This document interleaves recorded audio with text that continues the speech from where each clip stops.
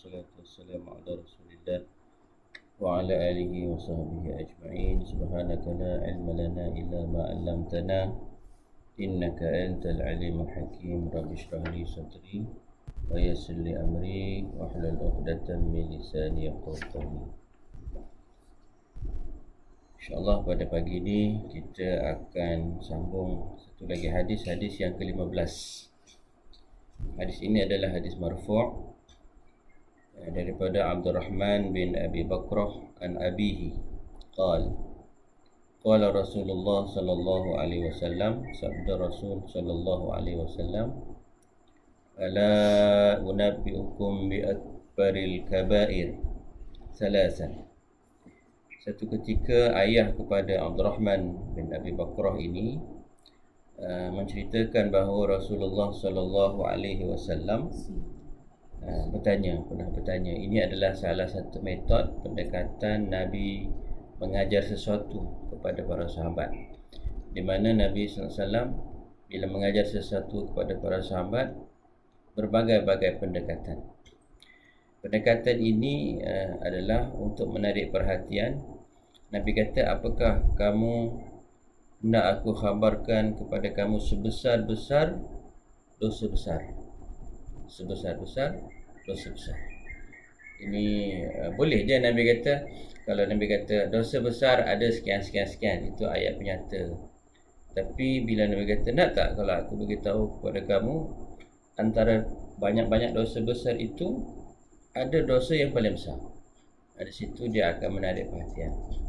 Jadi ulama hadis juga mengatakan bahawa daripada perkataan ini, dosa besar itu ada tingkat-tingkat, ada darjat-darjat dia. Kemarin dulu kita dah sebut mengenai satu ketika diceritakan Ibnu Umar cerita pada kita 9 dosa besar. Di kalangannya 9 itu ada yang diletakkan prioritinya. Ada satu kitab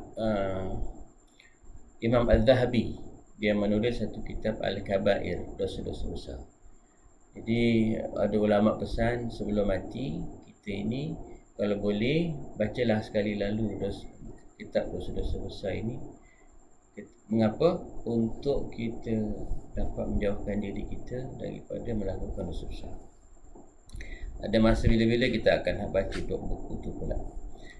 Paling pentingnya Nabi pesan kepada para sahabat ni mengenai dosa besar sampai diulang 3 kali. Ala unabbiukum bi akbaril kaba'ir, ala unabbiukum bi akbaril kaba'ir, sehingga 3 kali. Jadi kabair itu kabirah itu satu dosa besar. Kalau kabair dosa-dosa besar. Ini akbar kabair, ismu tafdhil, akbarul kabair, sebesar-besar dosa besar. Qalu, maka di kalangan para sahabat berkata, bala ya Rasulullah, bahkan ya Rasulullah, kami nak tahu apa itu dosa-dosa besar. Benda yang besar daripada dosa-dosa besar. Jadi di sini juga ulama beritahu kepada kita wajib belajar apa itu dosa-dosa besar. Jadi yang pertama Nabi kata al-isyraku billah, syirik kepada Allah Ta'ala. Na'udzubillah, syirik kepada Allah Ta'ala ni sebenarnya kita sebut hari itu antaja'ala lillahi niddan, kita menjadikan sesuatu itu saingan kepada kekuasaan Allah Ta'ala. Syirik kepada Allah itu adalah dosa besar, dosa yang tidak akan diampun oleh Allah Subhanahu Wa Ta'ala. Allah mengampun semua dosa-dosa lain kecuali dosa syirik kepada Allah Ta'ala. Kemudian yang kedua, kita tengok turutan ini antara dari sudut keutamaan ni. Paling besar adalah syirik kepada Allah, dan syirik ini adalah zalim yang paling besar. Inna syirka la zulmun azim, dalam surah Luqman. Syirik itu adalah kezaliman yang paling besar. Tidak ada kezaliman di atas muka bumi ini yang lebih besar daripada syirik kepada Allah. Nombor 2 apa agak? Apa agak? Anis, nombor 2 apa? Kakak, nombor 2 apa? Umi, nombor 2 apa? Ya, nombor 2 adalah huququl walidain, menderhaka kepada kedua ibu dan ayah. Menderhaka ni, huquq adalah lawan kepada bir.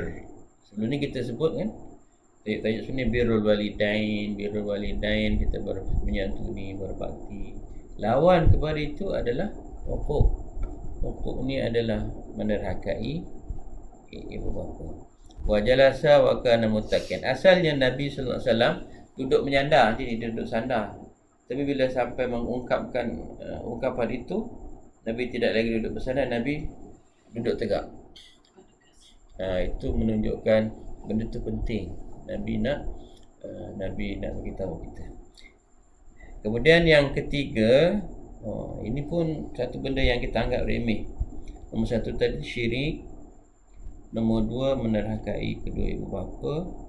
Yang ketiga, ala wa qawlu zur ma zala yukarriruha hatta qultu laitahu sakata.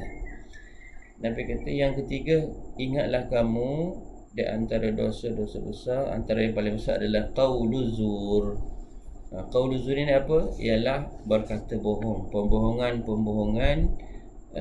yang dibuat bersama ada berbohong, bersaksi palsu, membuat tuduhan-tuduhan palsu.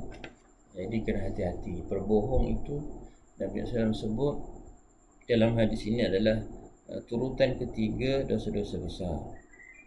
Apalagi anak berbohong kepada ibu dan ayah. Nabi sangat marah kalau sekiranya orang itu melakukan pembohongan semata-mata untuk menjadikan orang-orang lain ketawa. Itu tak boleh tu. Nabi ulang sehingga aku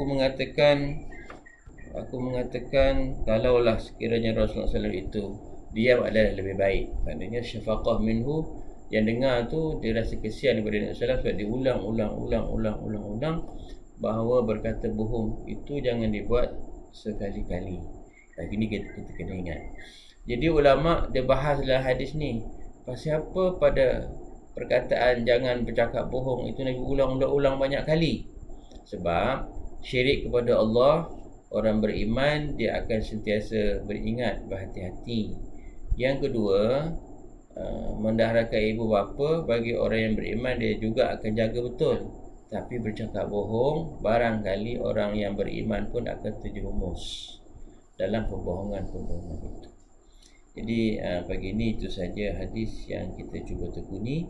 Jadi apa pengajaran yang kita dapat? Kita wajib belajar dosa-dosa besar, tingkatan itu. Yang kedua, dosa-dosa besar itu ada dia punya kategori-kategori. Yang paling besar adalah syirik. Kemudian yang kedua adalah menerhakai ibu bapa. Dalam Quran pun selalu digandingkan bahawa kena memberi perhatian kepada menjauhi syirik dan berbakti kepada ibu dan ayah. Yang ketiga adalah pembohongan, sama ada berkata bohong ataupun saksi bohong ataupun apa sahaja pembohongan. Mudah-mudahan Allah Subhanahu Wa Taala pelihara kita daripada perkara-perkara yang boleh merosakkan kita dan hubungan kita sama manusia, apatah lagi dengan Allah Subhanahu Wa Taala. Sallallahu alaihi wasallam Muhammad wa ala alihi wasahbihi ajma'in. Alhamdulillahil alamin. Assalamualaikum warahmatullahi wabarakatuh.